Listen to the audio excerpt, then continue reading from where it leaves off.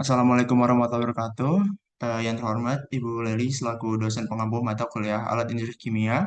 Kami dari kelompok 26 kelas A Indralaya akan mempresentasikan hasil diskusi kami tentang size reduction equipment, lebih tepatnya alat crushing. Jadi di sini adalah kelompok kami. Yang pertama ada Muhammad Ziad Rashid, yang kedua ada saya sendiri yaitu Aslam Hifar, lalu yang ketiga ada Yasan Alfaldi. Baiklah, yang pertama di sini saya akan menjelaskan tentang size reduction. Apa itu size reduction? Istilah size reduction diterapkan pada semua cara di mana partikel padatan dipotong atau dipecah menjadi potongan-potongan yang lebih kecil. Selama operasi pengecilan ukuran, bongkahan partikel besar dihancurkan atau direduksi menjadi ukuran yang dapat diterapkan. Size reduction terkadang menyebabkan peningkatan reaktivitas padatan, membantu pemisahan bahan yang tidak diinginkan, dan mengurangi sebagian besar bahan berserat untuk penanganan yang lebih mudah. Lalu selanjutnya saya juga akan menjelaskan tentang pengertian dari crushing. Crushing of solids adalah proses mekanis di mana bahan padat dipecah atau dihancurkan menjadi partikel-partikel yang lebih kecil. Tujuan dari proses ini adalah untuk mengurangi ukuran bahan padat agar sesuai dengan kebutuhan atau aplikasi tertentu. Crushing of solids seringkali digunakan dalam berbagai industri seperti pertambangan, konstruksi, manufaktur, pengolahan makanan, daur ulang, dan banyak lagi.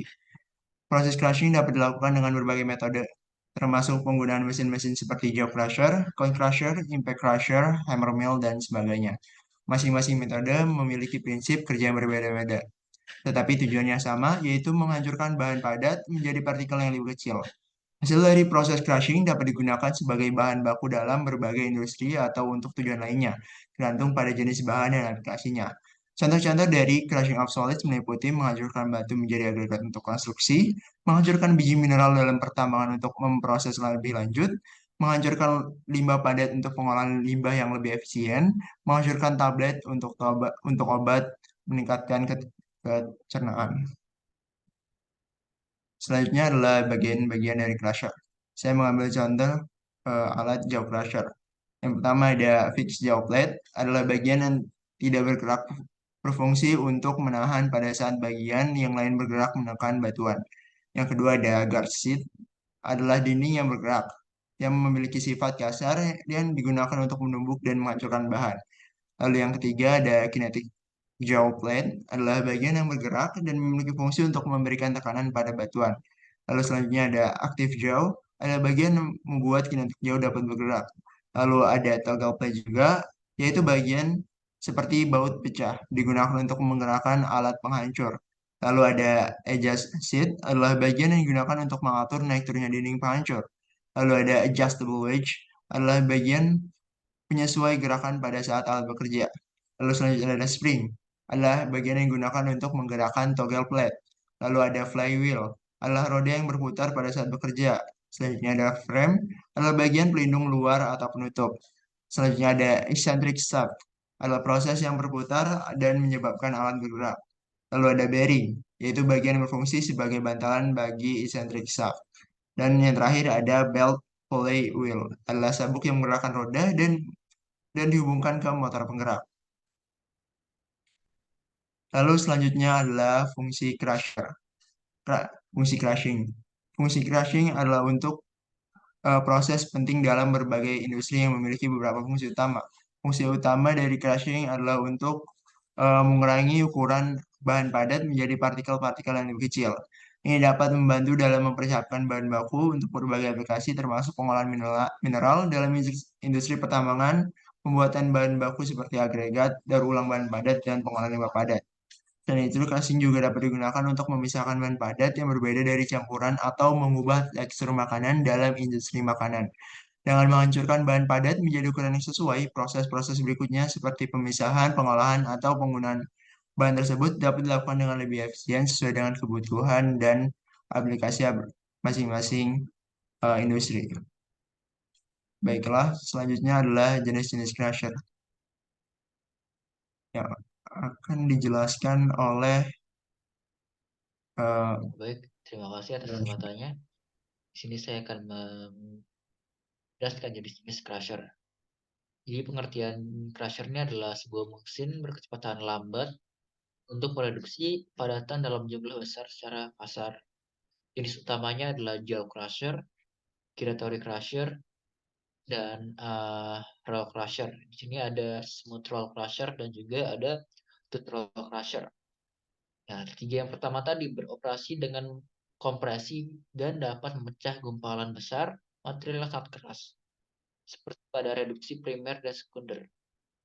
Penghancuran gulungan bergigi atau tooth roll crusher itu dia merobek umpan atau feed serta menghancurkannya. Mereka menangani umpan yang lebih lembut seperti batu bara, tulang, dan serpi lunak. Next.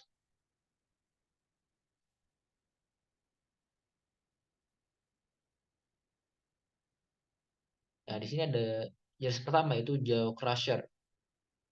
Jaw crusher ini dalam umpan penghancur rahang atau jaw crusher dimasukkan di antara dua rahang. Terdapat sini nih. Dua rahang diatur untuk membentuk huruf V terbuka di bagian atas.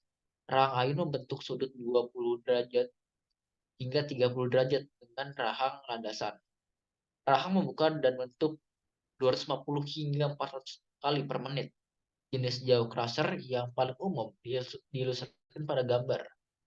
Pada mesin ini, sebuah ekstrentik menggerakkan pitman yang terhubung ke dua plat selar. Yang satu disematkan ke rangka dan yang lainnya di kerahang yang dapat diayunkan. Nah, titik poros berada di bagian paling atas rahang. Ini dapat digerakkan atau di atas bagian atas rahang pada garis tengah, bukan rahang. Jumlah gerakan terbesar ada di bawah huruf V ini, yang dimana dalam penempatan ini dapat terjadi pendesakan feed. Nah, beberapa mesin dengan bukaan umpan 1,8 kali 2 meter dapat menerima batu berdiameter 1,8 dan menghancurkan 1.200 ton per jam hingga ukuran produk maksimum hingga mencapai 250 mm.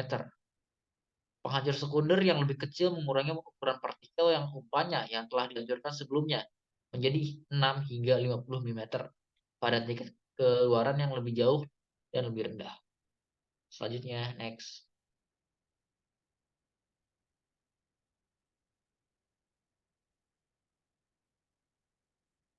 Selanjutnya ada giratory crusher. Nah, giratory crusher ini dapat dilihat sebagai penghancur rahang dengan rahang melingkar, di mana material dihancurkan di beberapa titik setiap saat.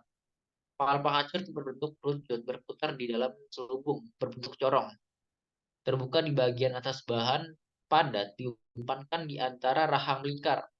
Material padat dimasukkan ke dalam lokan berbentuk V di antara selubung logam dan kepalanya. Pengurangan ukuran terjadi di bagian V ini, di mana bahan terperangkap dan partikel yang terkompresi keluar dari bagian bawah. Kecepatan kepala penghancur biasanya 125 hingga 425 putaran per menit. Karena beberapa bagian dari kepala penghancur bekerja setiap saat, pembuangan dari giratory bersifat kontinu, bukan terputus-putus seperti pada jaw crusher yang sebelumnya. Beban pada motor hampir seragam, lebih sedikit perawatan yang diperlukan dibandingkan dengan jaw crusher ini. Dan kebutuhan daya per ton material yang dihancurkan lebih kecil. Next. Nah, yang terakhir ada roll crusher. Roll crusher terdiri dari dua roll yang berukuran sama dan dihaluskan. Gulungan berputar ke arah satu sama lain dengan kecepatan yang sama. Dua roll cukup berat, berputar pada sumbu horizontal paralel yang sama. Gulungan juga bisa dibuat berdiri, bergantung pada kebutuhan yang diinginkan. Tadi ada halnya juga smooth sama yang bergigi kan. Nah, koefisien gesekan antara material yang akan diperkecil ukurannya dan permukaan roll adalah faktor utama yang mempengaruhi tingkat pengurangan ukuran. Nah, pada gulungan ini memiliki permukaan yang relatif sempit dan berdiameter besar sehingga dapat menggigit gumpalan yang cukup besar. Gulungan tipikal berdiameter 600 mm dengan permukaan 300 mm hingga berdiameter 2000 mm dengan permukaan 914 mm. Kecepatan gulungan ini berkisar antara 50 hingga 300 jari-jari per menit. Penghancur gulungan halus adalah penghancur sekunder dengan umpan atau feed berukuran 12 hingga 75 mm dan produknya mencapai 12 mm hingga sekitar 1 mm. Next. Di sini ada prinsip kerja dari Joe Crusher tersendiri, di mana penghancur rahang beroperasi sesuai dengan prinsip penghancuran tekanan. Material yang dihancurkan di lubang berbentuk di antara rahang penghancur tetap dan rahang penghancur yang diartikulasikan pada poros ekstrintik. Bahan dihancurkan oleh gerakan elips dan diangkut ke bawah. Ini terjadi sampai material lebih kecil dari ukuran penghancur yang diterapkan. Rongga umpan dari Jawa Cross terdiri dari rahang yang dapat digerakkan dan rahang tetap, yang meniru gerakan kedua gerahang hewan ini untuk menyelesaikan penghancuran material. GeoCrusher telah menemukan aplikasi ekstentif mereka untuk penghancuran tengah bagian biji dan blok material ukuran yang besar di bidang pertambangan, peleburan, bahan bangunan, jalan raya, kereta api, dan lain-lain. Nah, pada mesin ini, sebuah ekstretik menggerakkan pitman yang berhubung ke dua plat saklar. Yang satu disematkan ke rangka yang lainnya dan ke rahang yang dapat diayunkan. Titik porosnya yaitu pivotnya berada di bagian atas rahang yang dapat digerakkan atau di atas maupun ke bawah. Pada garis tengah bukaan rahangnya, jumlah gerakan terbesar ada di bawah bagian huruf V, yang berarti ada sedikit kecenderungan untuk crusher tersebut uh, tersendak. Next.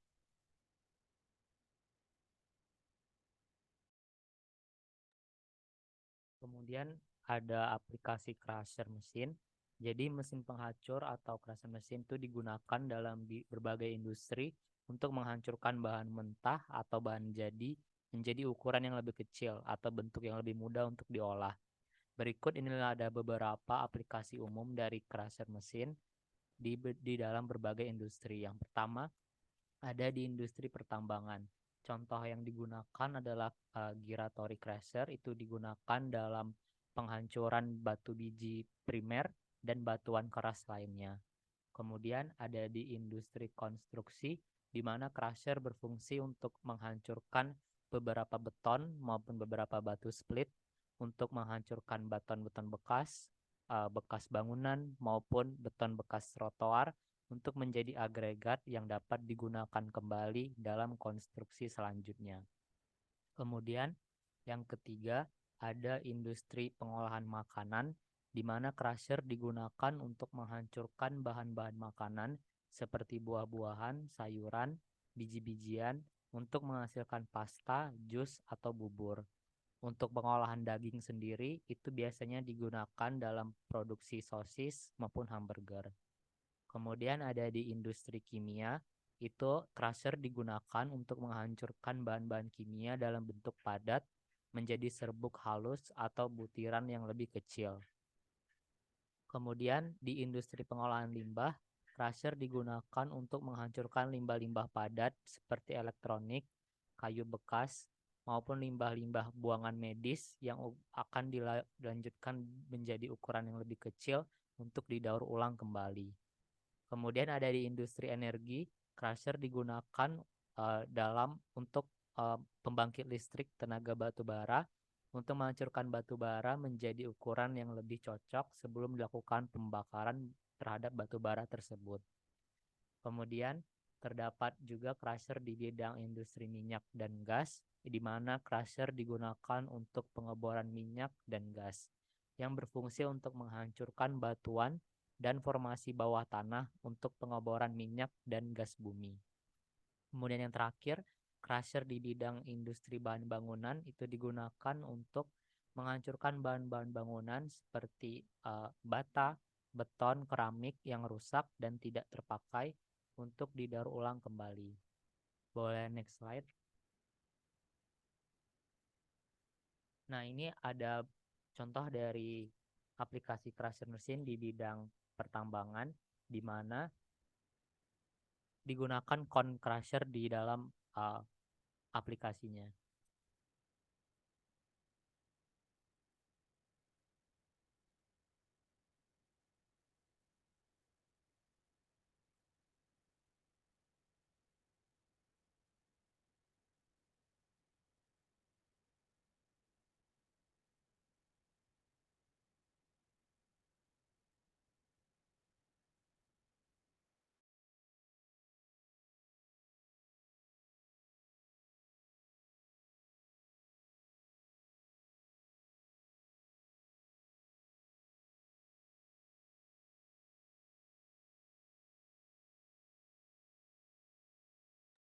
Oke, next slide.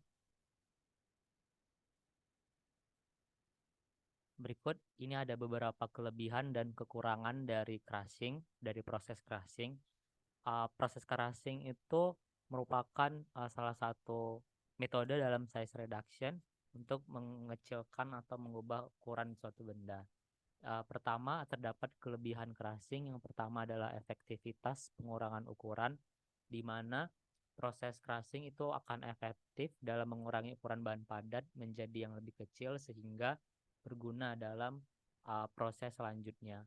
Kemudian yang kedua adalah penyesuaian ukuran, di mana dengan berbagai jenis crusher dan pengaturan yang telah ditetapkan, proses crushing itu dapat disesuaikan dan menghasilkan ukuran partikel yang diinginkan. Kemudian biayanya rendah. Dalam banyak kasus, proses crushing dapat menjadi opsi yang lebih ekonomis dibandingkan dengan metode size reduction lainnya. Terutama jika sumber daya alam seperti biji mineral maupun batu-batuan. Kemudian yang keempat, itu kelebihannya adalah fleksibilitas, di mana proses crushing dapat diterapkan di berbagai jenis material, baik itu mineral, batuan, logam, hingga kemakanan.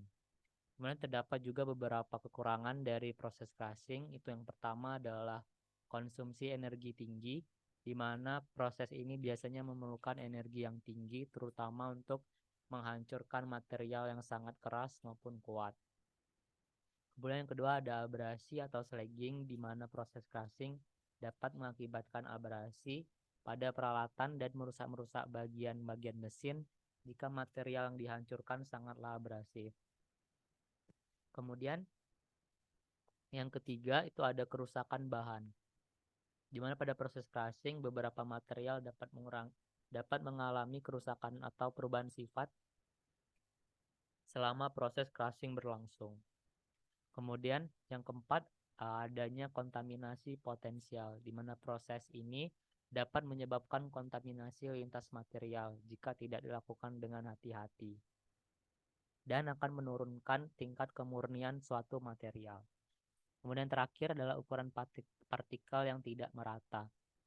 Meskipun proses crushing itu dapat disesuaikan dan dapat diatur, namun proses ini juga dapat menghasilkan ukuran-ukuran yang tidak sesuai. Seringkali akan lebih sangat kecil dari yang diharapkan maupun terlalu besar dari yang diharapkan. Mungkin next slide.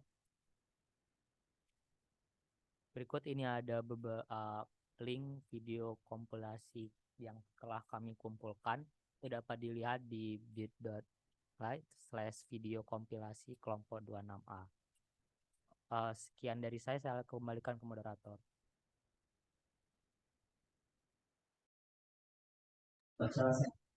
Baiklah, terima kasih. Berikut adalah sumber-sumber dari hasil pemaparan kami. Yang pertama ada Bala Subramanian, berjudul Size Reduction by Crushing Methods. Lalu yang kedua ada dari Cooper JR, Denny WR, Fire JR, dan Wells yang berjudul Chemical Process Equipment Selection and Design. Lalu yang ketiga ada dari Kumar and Krishnan yang berjudul A Review on the Technology of Size Reduction Equipment. Dan yang terakhir ada S and Kamath dengan judul Method of Size Reduction and Factor Affecting Size Reduction in Pharmaceutics. Baiklah, sekian pemaparan dari kelompok kami. Lebih kurangnya kami mohon maaf. Wassalamualaikum warahmatullahi wabarakatuh.